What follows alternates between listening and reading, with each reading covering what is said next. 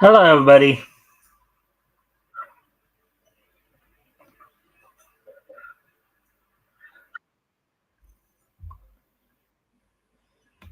All right, we're gonna give people a chance to come in real soon here. So, welcome to the weekend edition of the Mikestand. Hope everybody's having a good has had a good weekend. Um, of course, we're just gonna hang out, talk a little bit about niche and all that. Maybe get you guys caught up a little bit on some of the stuff going on. Toonami, it's I guess they made some more announcements on some stuff coming up in November here. MeTV is, of course, MeTV Tunes is still doing their Halloween, the spectacular Sundays. As today, they of course showed um, Scooby Doo and the Reluctant Werewolf. Um, let's see, during the Flintstone Family Sunday segment, they of course showed Frankenstone segments of the Flintstone Comedy Hour, and then also on the Scooby Doo Sunday specials, they showed the movie Scooby Doo and Reluctant Werewolf, and then of course from 5 to 8 Eastern, 2 to 5 Pacific, they were showing a bit of a mini marathon of Funky Phantom. So, anyways, if you guys haven't already, if you guys can help out by liking and sharing the stream, see if we get some more friendly people in here to engage, that'd be appreciated. Also, if anything that we talk about grabs your attention, feel free to comment and or ask questions. I'll try to answer the questions best of my ability. Hopefully some people will come in soon. We'll have a good conversation going. Um, but as I said, we're just waiting for more people. So, of course, again, if there's anything you guys want to ask, and that's niche related, like anime, cartoons, comics, manga, pro wrestling related, feel free to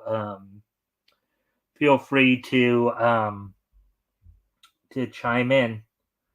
So, anyways,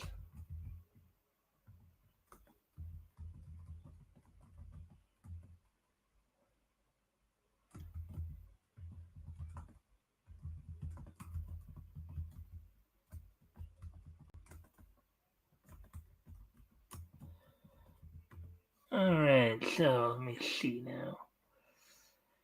Let's see. Well, I guess I can kind of get you guys caught up on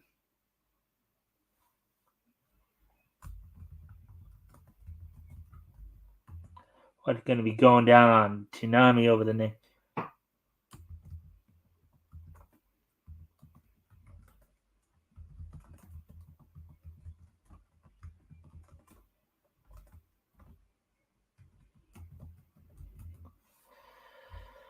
All right, so let me see. Let me go grab some of that real quick here.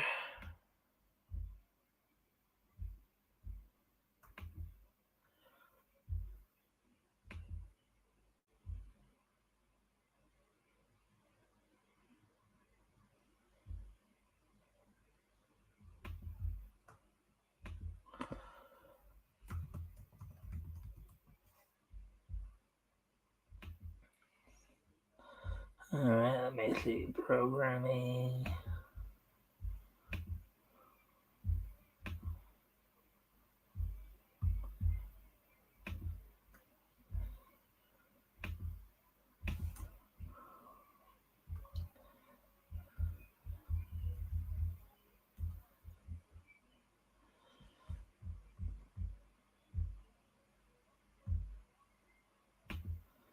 All right, nobody's here yet. So, all right, so let me go ahead and pop up the thing from Toonami here.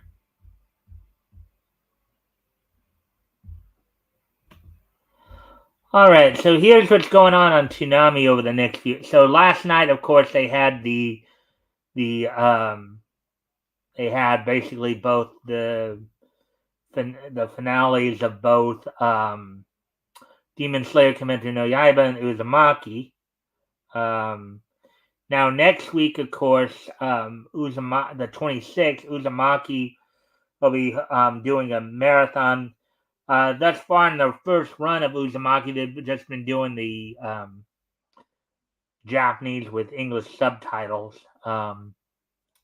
So that's going to change though once we get into November here. But last night, of course, they had the 33-minute season finale of Rick and Morty plus 63-minute season finale of Demon Slayer Kimetsu no Yaiba. One Piece was preempted with a Toonami interstitial airing, to where they get the two My Hero. Now coming up this coming weekend, the 26th, there'll be an Uzumaki marathon where everything except for My Hero Academia will be preempted. So you still will get the last two episodes, the two episodes of My Hero Academia, but of course the Uzumaki marathon will be again English with will be Japanese with English subtitles. So that'll be going on next Saturday. And then oh yeah, okay. Right. So after that, then what is going to be happening, and also during this previous time too, Rick and Morty the anime had been being shown with English subtitles. That's what's going to actually change, not the Uzumaki, but the thing with but coming up in November, starting in November. On November now, the first Saturday in November, November 2nd, they are going to start showing the dubbed episodes of Rick and Morty anime. That'll be towards the end of the clock. Now, what's happening due to daylight savings time? They're going to show the double episode premiere of Invincible Fight Girl twice that night. So the schedule for November 2nd, 2024 will have the first two episodes of Invincible Fight Girl on at midnight Eastern, 9 Pacific. Followed at 1, they're bringing back Blue Exorcist. On at 1:30 will be One Piece. Then on at 2 will be My Hero Academia. 2 episodes of that, and 2:30. And then due to the daylight savings time being pushed back an hour, Invincible Fight Girl will encore their 2 premiere episodes at 2 a.m. again, with Rick and Morty showing up at 3. Then the following week on the 9th will be the more permanent schedule for a while. Starting at midnight, Invincible Fight Girl, followed by the premiere of Mashal on at 12:30 Eastern, 9:30 Pacific. Then you have Blue Exorcist on at 1, One Piece on at 1:30, Dragon Ball Z Kai on at 2, My Hero Academia on at 2:30, and then 3 o'clock, Rick and Morty the anime, with Rick and Morty the anime being dubbed. So, as I said, if you guys haven't already, you guys can help out by liking and sharing the stream, see if we can get some more friendly people in here to engage. That'd be appreciated. Also, if anything here grabs your attention, feel free to comment and or ask questions. I'll try to answer the questions to the best of my ability. So, as a quick recap. So, over the next few weeks, Invincible Fight Girl and Mashal becoming part of the Toonami lineup, along with, of course, the return of Blue Exorcist to the lineup. Next week will be the Uzumaki Marathon, and then following week during daylight saving time, Invincible Fight Girl have a double episode premiere in which they'll encore as part of the daylight savings time situation. And the following week, Mashal will will premiere. So that's what we have. For those of you who still watch Toonami. That's what you have to look forward to over the next few weeks there. So, anyways, and we did talk a little bit about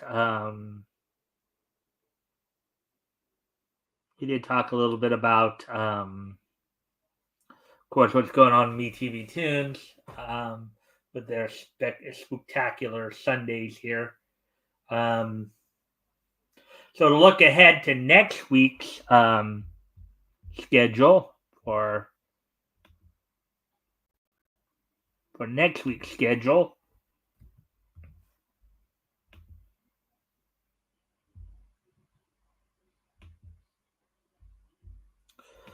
Next Sunday they'll be having a very special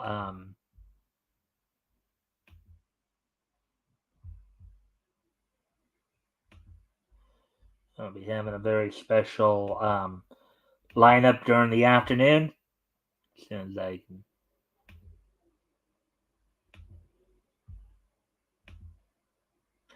For those of you who like classic cartoons, you might want to check this. If you have if you do have friendly TV or antenna. So of course at 1 p.m. Eastern, 10 Pacific, as part of the Flintstones Family Sunday block, they'll be showing episodes of the Frankenstones on MeTV Tunes. The Frankenstone segment of the Flintstones, Fred Barney, the new Fred Barney show. At 3 p.m., Scooby-Doo Sunday Special hosted by the House of Svengoolie. On it at 3 p.m. Eastern, noon Pacific. And the House of Svengoolie will have its own cartoon bonanza on at 2 p.m. And then starting at 3 p.m. 6 p.m. Eastern, 3 Pacific, MeTV Tunes will be showing their specials. They'll be showing Bunnicula, the Vampire Rabbit, and Casper's Halloween special on it at 6:30 Eastern, 3:30 Pacific, followed by episode of Casper and Company on at 4 p.m. Pacific, 7 Eastern. So that's what's on tap for those channels next week. Anyways. La la la la la la la la la la la. La la la la la la la la la la la. So, anyways.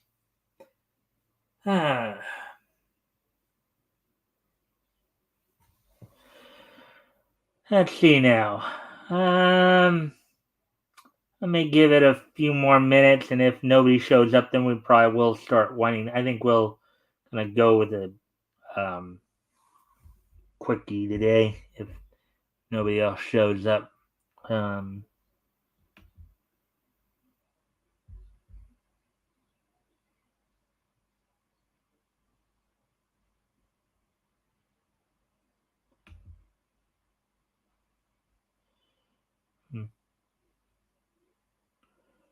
All right.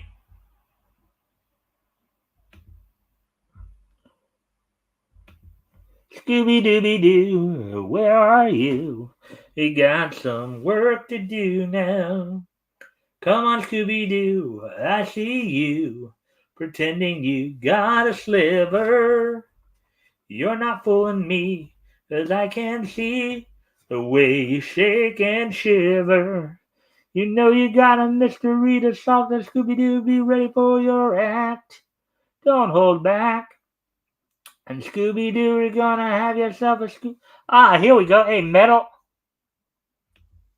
Hey, Metal. Hello, hello. How you doing today? I am. I just simply went through I just went through some updates on like what's going on with Toonami and I noticed. oh, you did hear that? Metal? Yeah. You all right there? You're not really chipper too much.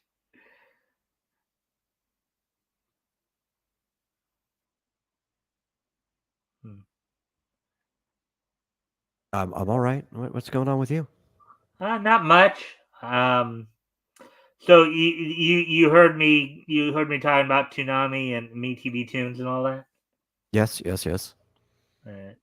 Well, you're here now, so what I'll do is I'll actually hand it off to you for a moment. Would you like to do an intro? Maybe tell people who you are. Um, share any links if you like. I think you know the shtick, right? Do I? I would think you do by now. I don't know. That's asking a lot of me. Hmm. But yeah, no. Hey, I'm the metal. I make things. That's it. Uh, if you want anything, you could sign up for Fables, which is that webcomic site through my link. Helps me out. Read my webcomics, all of it. Look at the ads, get me money. Yeah. That's it. There you go, guys. If you want to go check that out after the show here. So anything else going on with you these days, Metal? Anything exciting about like the vomitorium or anything like that? Nothing that I find fascinating. It does seem like even though right now, we're in October and granted we're in the latter half of October, of course, everybody, a lot of people are celebrating Halloween right now or preparing to celebrate Halloween. But also in Japan, of course, it's the fall release season. Um, yeah, so I think they just finished up Uzumaki last night. They're going to wrap everything up with one final um, marathon next week in subbed on Toonami. Sure, you heard me talk about that. Um, uh, and they're bringing Blue Exorcist back to Toonami as well. And Well, aside from the fact that they even got Uzumaki made, which we've been holding off. Like later tonight, I think we're gonna probably finish watching that. Just all 3 episodes we haven't seen yet. Aside from that, like I just couldn't care about Toonami at all. hmm, yeah. I get the impression that's what a lot of people right now, considering how things have been going the last few years. I mean, I think with streaming services and all that, it's like, the whole idea of, people may not be tuning into Toonami as much as they used to because they can just stream whatever they want on like sites like, whether it be YouTube or Friendly or Netflix or what have you, whatever streaming site they want to use. Um, so the whole idea of watching TV in a more traditional sense is kind of going the way of the dodo, as it were. Well, the problem too is just programming on TV, right? Even if you have like a section like Toonami that could have strong programming, but I don't think Toonami's programming has been that strong even since it's come back. It's you have to look at the rest of the channel. Why would you pay for cable or anything at all if you're only going to need it for like 1 or 2 blocks, right? Because you're also paying for the rest of the channel whose programming isn't good, and then the rest of all of the other networks whose programming isn't interesting you. It's kind of just obsolete. Now, if all the programming was good, that'd be different. Because when you look at Japan, for example, their TV culture is still strong. Instead of the average age of your TV watcher being in their late 50s, it's the same demographics that you've always had. And that's also because they have good programming on all of their channels in Japan. Yeah, and it probably helps too that at least in Japan, they don't do things like they do here with some of the with some of the SJW stuff and trying, and DEI and all that, garbage, Yeah, like I said, good programming. Yeah.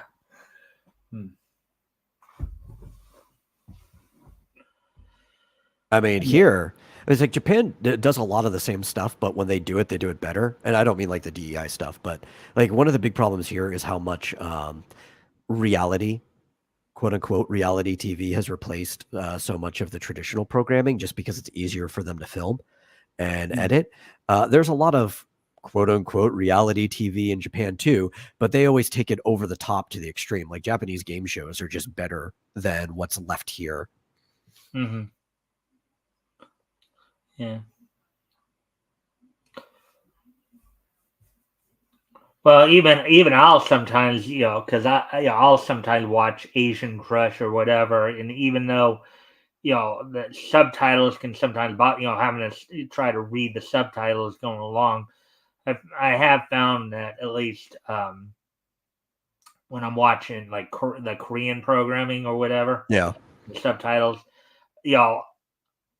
granted, it's hard for me to keep up on the reading stuff, but I can still kind of follow along, and at least with the live action, and just yeah. Well, and even like if you ever randomly watched one of those game shows, there's a lot of them that are so like actual what they're doing, the actions that they're doing, heavy, that you don't even actually have to listen to what they're saying or read it. You could just like watch them. Like one of my favorite ones, I was telling Marsupial about this like yesterday, is there one the title loosely translates to "Is this chocolate?" I think, or is it candy?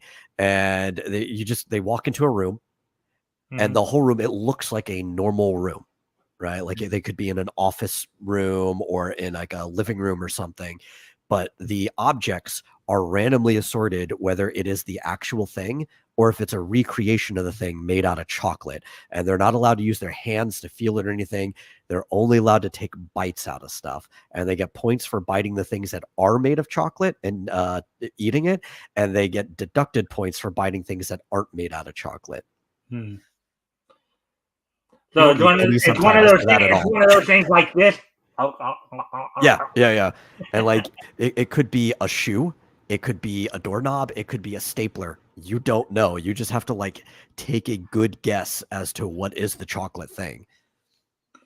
Well, you would think though that people would try to rely on their sense of smell to kind of doesn't help. Doesn't help. Nope, not at all. What do? They just put some kind of like chocolate perfume on some of the stuff to where? Well, the issue is like one, the whole room already smells like chocolate, whether the thing is chocolate or not, because of how much chocolate's in there, and the like color dyes and stuff that they use for it. It just you could try to make a guess. It's not going to help. It never does. That's what makes the show interesting. Yeah. So we are just around the corner from Halloween. We're like today's the 20th, so 11 days away from Halloween. So let me switch gears here a little bit here. Do you have any particular like favorite Halloween specials that you look forward to watching every year? Is there anything that grabs? Trying to think. I remember last year I even played some of them in the Discord, but I'm just not doing that this year. Any favorite ones? There's actually like a really bizarre one that almost nobody remembers, and there was this Disney Channel movie from back when I was a kid called "Don't Look Under the Bed," which was about boogeymen and how like imaginary friends become boogeymen. Yeah. Yeah. Well, I do know the one Halloween special from, let's say, the last 25, 30 years or so that Disney's done is Halloween Town, and it's that one is pretty interesting. You had Debbie Reynolds. Well, the first two are. Yeah. Everything after that, you could just forget it even was made. Yeah. Would you say that that's just kind of one of those things where maybe they just tried a little too hard to recreate the magic. No, I think it's because they were milking it, right? The first one, very solid plot. I think the second one was even written by the same person. It was still pretty good. Then they also had like a Halloween Town High and stuff like that, where it's like, oh, it's the younger sisters going to high school, and they were just trying to milk it. It had become a franchise, like a brand at that point. It's like, let's get whatever viewership and money we can off of it. Yeah. Well, let's see. Well, as I was talking about earlier, MeTV Tunes, of course, been doing some Halloween stuff, and of course, last weekend they showed Scooby Doo and the Ghoul School, which I watched, and today, because I was busy with other things, was only able to catch the last part of Scooby Doo and the Reluctant Werewolf, and if I remember correctly, that's the one that I guess Elk likes Scooby Doo and the Reluctant Werewolf. That's one where I guess there's a big monster race around Halloween every year, Yeah. and And Dracula lost his werewolf, so he went and made Shaggy one to replace him. yeah, and of course his girlfriend in the movie Googie is voiced by B.J. Ward, of course, who's pretty well known, particularly for her work in the '80s. Scarlet in G.I. Joe, Princess Allura in Voltron. And I think she even at one point, I think not as much. I think it was more like in the '90s or some. She even voiced Velma Dinkley for a while there in Scooby Doo. So, Yeah, it's probably the one I've seen the most, either that or Scooby Doo and the Boo Brothers. I think I owned both of those on VHS. yeah, yeah. I mean, and it's kind of funny because going back to Scooby Doo and the Ghoul School, the lady who played Miss Grimm, Miss Grimwell, or whatever the teacher's name was there, Glynis Johns. She just passed away. I think just this past year at like 101, I believe. Which was kind of amazing to see. Um, hmm, That is a long time to live. yeah. Well, we've talked about some people who recently who've either come close to reaching 100 or have hit 100. Not again that we talk too much about politics here, but just as a little side note, earlier this month, Jimmy Carter made it to his 100th birthday. Former president, Jimmy I Carter. wouldn't consider acknowledging a elected president making it to his 100th birthday anything about politics. Yeah. Well, the fact is, Now, if you're starting to say biased things about him positively or negatively, then it becomes political. But if you're just acknowledging the fact that he made it, that's just yeah. a fact. Well, yeah. I mean, well, yeah. Well, the thing is too is that the thing in that too is that well, he was already considered the oldest living president of all time. At 99, and then he's the first president to actually reach the century mark in terms of livelihood. From what my sister tells me, though, he now he had been active up until I guess the last couple of years or so. Apparently, he's his family's just trying to keep him alive long enough for him to vote for Kamala. Rick blew up my house. I don't think. I think he said he had something else he might have been doing today because I think the thing he goes to every second Friday of each month got rained out, so they were going to they're going to redo it, today. So that little marketplace he does, I think that's why he's not here. But I think anyways, he means in Minecraft, maybe. I don't know. I know they've been playing. Or actually, maybe Rick blew up his house in real life. I don't know. That's possible. Um, if I was playing Minecraft with Goodnight Spoon, which you'd have to pay me to play Minecraft, I would blow up his house too. Hmm. Yeah. Yeah. Anyways, let's see. So we talked about some of the Scooby Doo. Actually, the last couple weeks too on MeTV Tunes. Last week they showed the 1973 Adams Family cartoon, and then this week they were showing the Funky Phantom. So um, technically, it's our house. All right.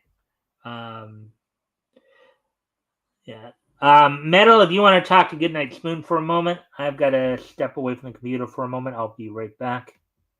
But do I want to? Is the question? I guess I have to. That he brought creepers home twice. It doesn't seem like a very good way to blow up a house. If I was gonna do it, I would just use dynamite. Cover more distance, you know.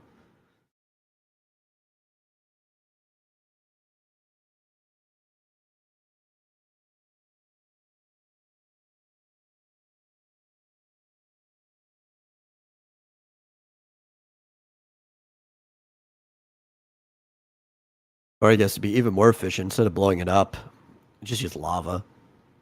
Maybe lava would solve most of the problems.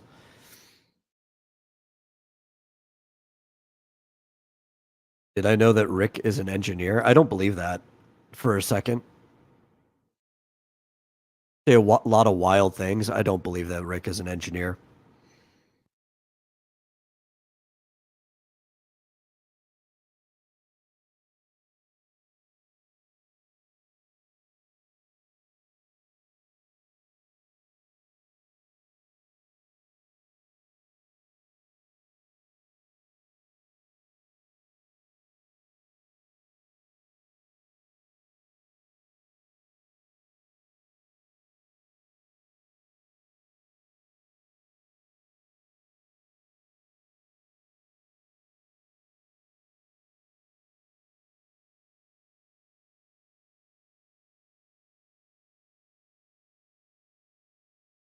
Yeah, you were surprised too. I'm not even surprised. I just don't believe it. That's it, you know. Hmm. What don't you believe? That Rick is an engineer. Uh, yeah. Well, anyways, so there are some, I know that next Sunday, the 27th, which of course will be our last weekend edition, um, I'll be doing the last panel show or regular panel show, anyways, next Sunday. But I do know, as I was talking about earlier, um, MeTV Tunes will be doing some specials on there, in which the House System and Ghoulie, which is hosted by Rich Katz on MeTV. They'll be doing some specials, Scooby Doo one, and then their own Bonanza, followed by a couple of Halloween specials of Banicula, the Vampire Rabbit, and Casper, Casper's Halloween special, which is based on the Casper and the Angels um, cartoon back in the late 70s, early 80s. Um, but also, of course, we'll probably be seeing some other Halloween specials, soon enough. CBS will at some point, I think, sometime in the next week or so, be showing once again. It's a Great Pumpkin, Charlie Brown. I wouldn't be surprised, if we see that again at some point, among other things. So, um, yeah, and I think I already asked you what if you had any particular ones that you liked that you were looking forward to, right?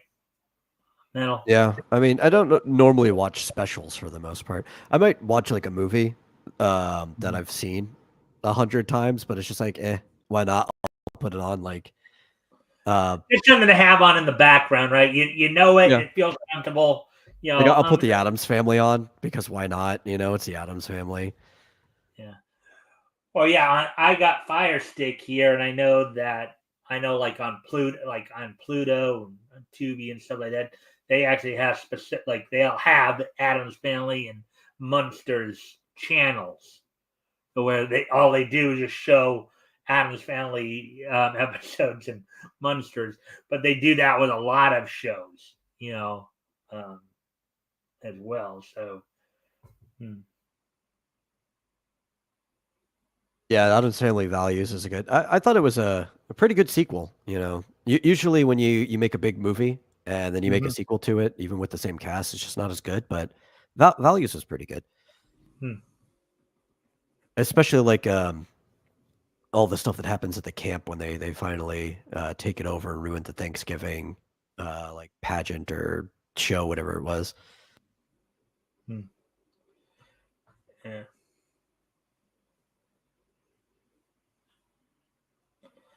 Hmm. Yeah, it's kind of funny because Scooby Doo, when he started up back in 1969, he started a trend that would carry throughout the 70s, in which you had a number of cartoon shows, what they would call those meddling kids genre.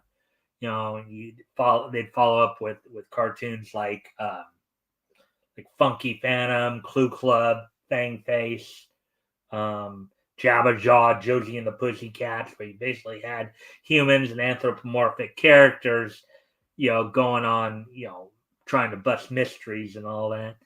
Some interesting stuff back then. Hanna-Barbera did a lot of it. I know Fang Face was actually done by Ruby Spears. So, in terms of those meddling kids genre of cartoons, are there any that you remember fondly that are your favorite metal? Um, yeah, I think I like the ones that actually were kind of different because most of them were just the same thing over and over with a different mascot. Um, Obviously, I like Josie and the Pussycats, but they had Hmm. source material for that. That's an Archie comic. But aside from that, I also liked the Amazing Chan Clan because it Mhm. really wasn't a mascot-driven one. It was just like a big family. Right. That one was kind of a little bit different. Um, and he had his kids all involved in it. It was like 13 kids, involved in Yeah, stuff. Yeah. and obviously like Speed Buggy. Speed Buggy's good. Yeah. Well, in that particular case, the anthropomorphic mascot was actually the buggy, not an animal. Yeah. It'd be like if the Mystery Machine was a member of the actual crew, Yeah. and because of that, there's a lot of higher car-based things in it. Like there were car chases and stuff because Speed Buggy had to be involved with what was going on. Hmm. Well, and you notice too, like Speed Buggy, Josie and the Pussycats, they would also, and I think even Jabba Jaw, their crew, they would, and I Dream and Genie as well. That was done by Screen Gems. Um, they would all make guest appearances on the new Scooby Doo movies. You know, along with, of course, the Adams family. Before, yeah, in fact, the Adams Family, their 1973 cartoon came out the year after they made an appearance on Scooby Doo, Where Are You? So, um, hmm. But that But was a yeah, way. Hmm, it was an oversaturated genre, hmm. all oversaturated by the same company. Yeah, Hanna Barbera. They had some other good stuff too, like Super Friends and all that, and they had a pretty good action adventure. Like, Super Friends was part of it, but also Herculoids, um, Mighty Mightor, and Moby Dick and Mighty Mightor, Birdman and the Galaxy Trio, um, Herculoids. They even had a Space Ghost. fantastic. What was that? Space Ghost. Space Ghost. Yeah, Space Ghost and Dino Boy. Um, um,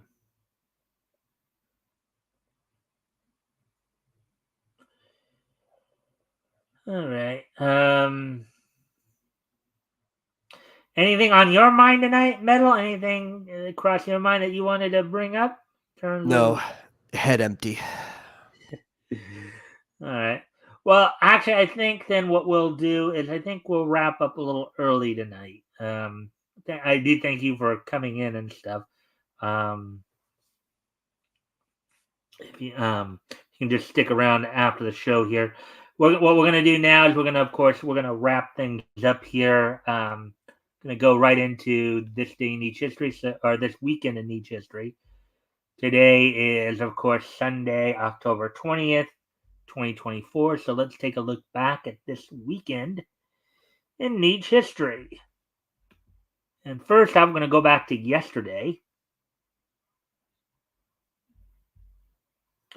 as we are going to go back to yesterday. Going to go back 25 years ago yesterday. On yesterday's date, 25 years ago. Let's find it.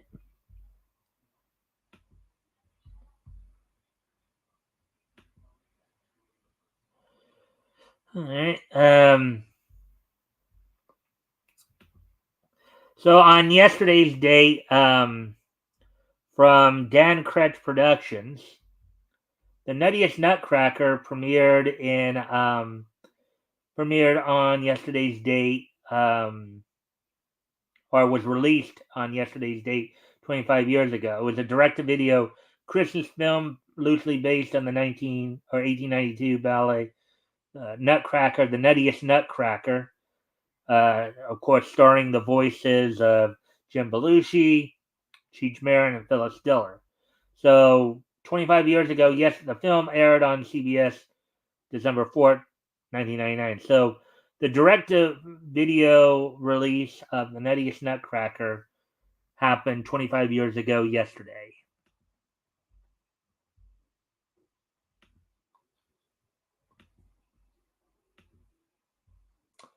And also, on yesterday's date, 15 years ago, 2009 and 2009,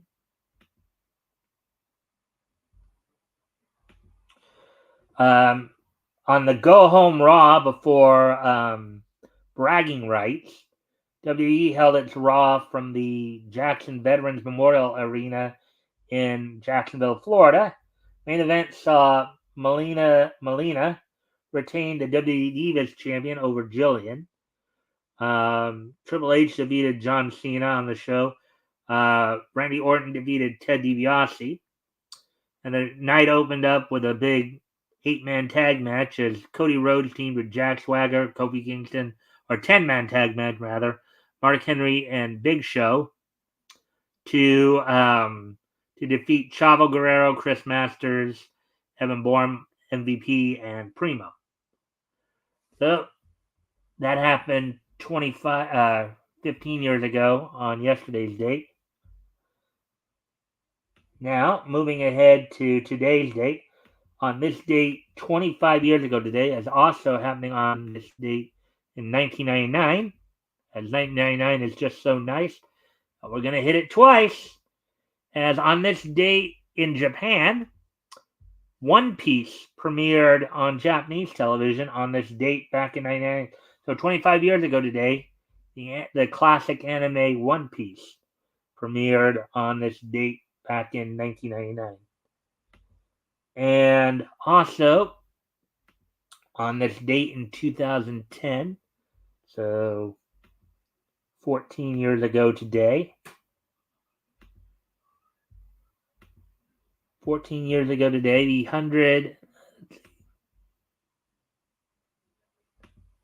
the 185th issue of Betty and Veronica Double Digest went on sale on this date 14 years ago today. It sold for $3.99. It was 160 pages.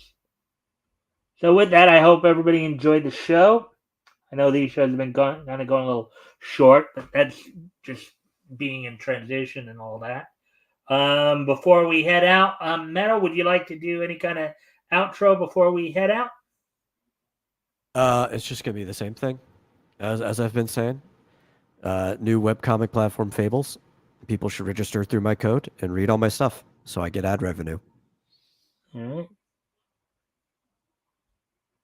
All right. So with that, I thank everybody for being here, and I hope to see everybody back here on Monday. Bye.